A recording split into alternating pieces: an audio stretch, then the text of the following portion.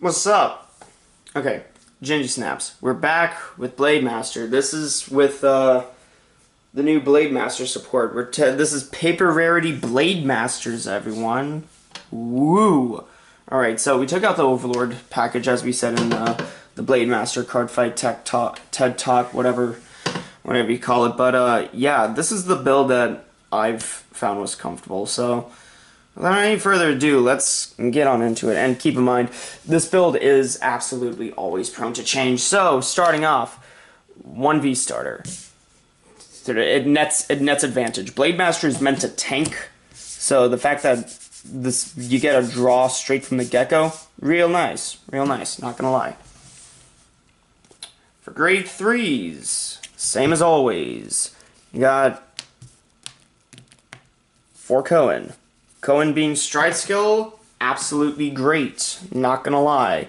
Counterblast 1 to retire something and give a unit with Blaze 3k. Your entire G-zone's Blaze, so more than likely, if you got nothing, you'll just give the Vanguard 3k, which isn't bad. And then a GB2, at the end of each turn, if your opponent has no rearguards, you just basically add a grade 3 with Blaze back to your hand. So basically, you just recycle Cohen, lets you get that Progenitor Stride Fodder, Ultimate Stride Fodder, and just, yeah, helps recycle, helps get those Stride Fodders. And then 4 of the best rarity we can get.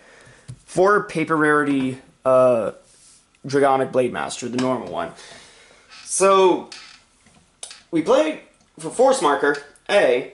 B, it's like the original Blademaster, where if your opponent has no rearguards, it gets 5k and a crit. And also, it's an entire board wipe, you know, and then it gets you a vision token that has Twin Drive, so that's also pretty strong. What the thing about this deck is the fact where it just kind of goes, almost. Like, it's like Shulgi in the sense where you don't always need to stride, but, you know, striding always helps. So, but yeah, the fact we're Blademaster, A has Force Marker, and B is a board wipe, you know, just really, really strong. Okay, so that's it for grade 3s. Grade 2s, you know, 4 Berserk Dragon, don't think I need to say anything. It's the best first ride that Kagero can have at the moment.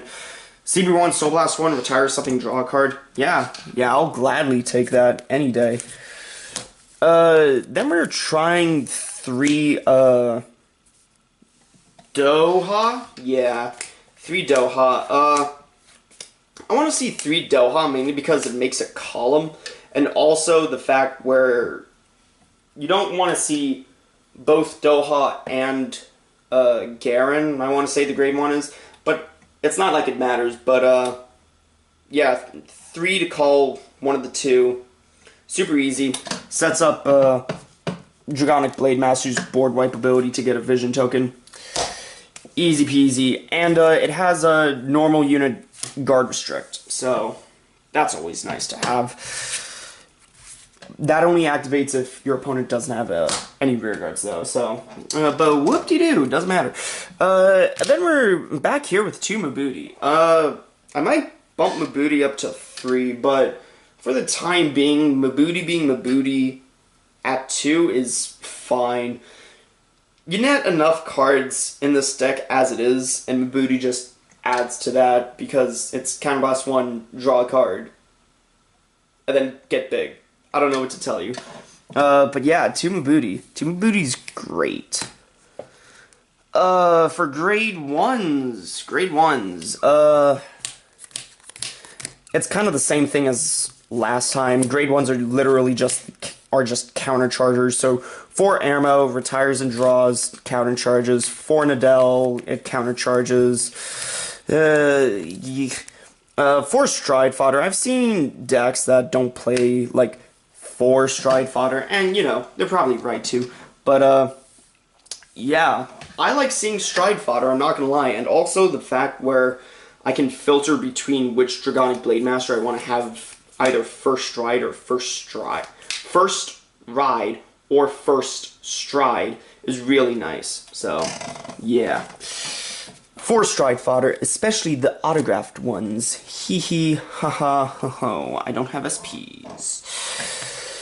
2 of the grade 1. Grade 1 is in a, where's my translation? The grade 1 is neat. Give me a second. I need to double read this for a second. Garen. During your turn, it becomes a, what's a +5? 13k booster, and then if the battle that it's boosting Doha, which is the grade 2, hits, counterblast 1, draw a card, then soul charge 1. You know, not all that good, but it's really here to set up that Blademaster. So we play it for the play it, and it's an AK base.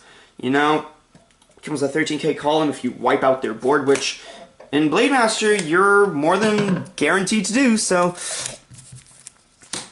and then the last countercharger. Oh yeah, this is also like the only countercharger outside of the stride fodder that we play that isn't countercharger. But the last countercharger we play is Energy Flame Athonic, which when something's retired and put into the drop zone, you know, by the thing, you slap it in soul, and then you basically countercharge 2. Yeah, I'll gladly take 2 free counterchargers. What I don't like about this deck is the fact where it basically doesn't use soul at all. If we manage to, you know, use soul more effectively, I would be livid, because then this deck would be well-rounded. But you know what it ain't? Well-rounded, because we can do soul things, but we can't do a whole lot of counterblasting, which is why an entire section of our grades are counterchargers. Alright, on to triggers. We took out Nadel's, as you should, putting in 4 of the new quote-unquote persona crits. You know, when it attacks, slap it in soul, draw a card and give the Vanguard 10k. Yeah, that's also really good, especially considering the fact that it's also 15k shield. I'll gladly take that. Let me tank harder with this deck. Why not? But yeah, that's really good.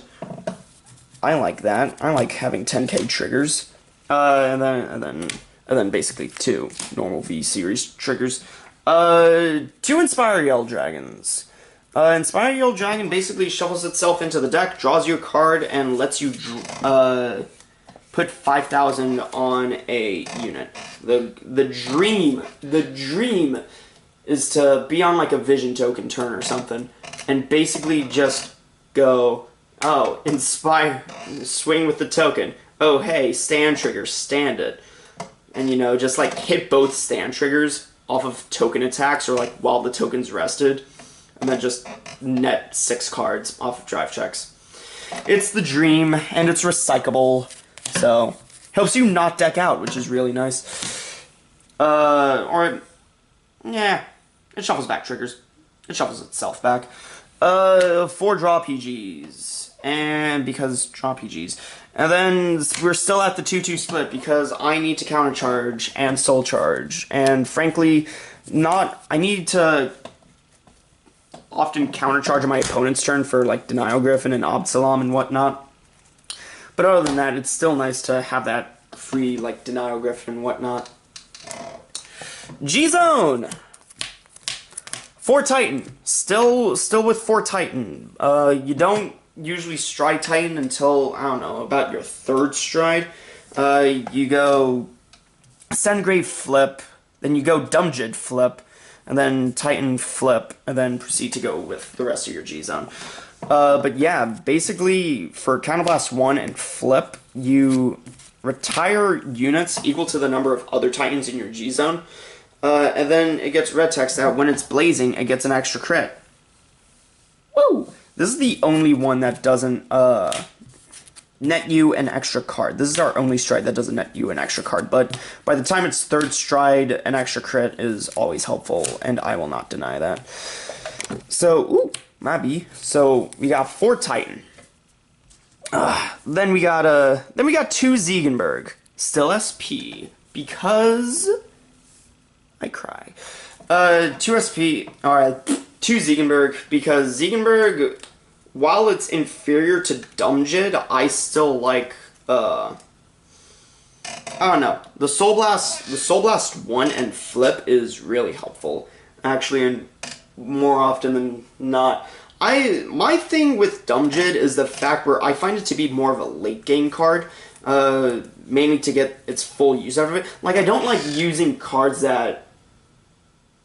My big shtick is the fact where I don't like using cards, to their full ability. You know, so, like, Dumjid, like, sure, I'll gladly, like, retire one, but then if I don't have a Sentinel, it won't get 15k. And I'm over here being like, I would kinda like it to be, but, which is why it's our, like, second stride by, like, the time I actually, like, use a G-Guard or whatnot. And frankly, stride order is kind of weird, because I find myself always kind of, like, going from one to the other in terms of, like, what the order is, but that's besides the point. But Ziegenberg, basically for a counterblast, and if you're playing the deck correctly, discard nothing unless they have, like, resist shit or, like, Promise Daughter.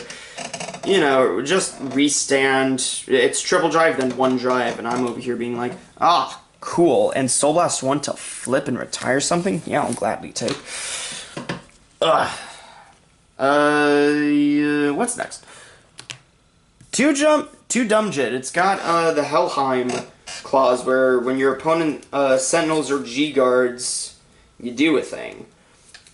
And that thing is basically restand it, and if it's or no, it's not restand it.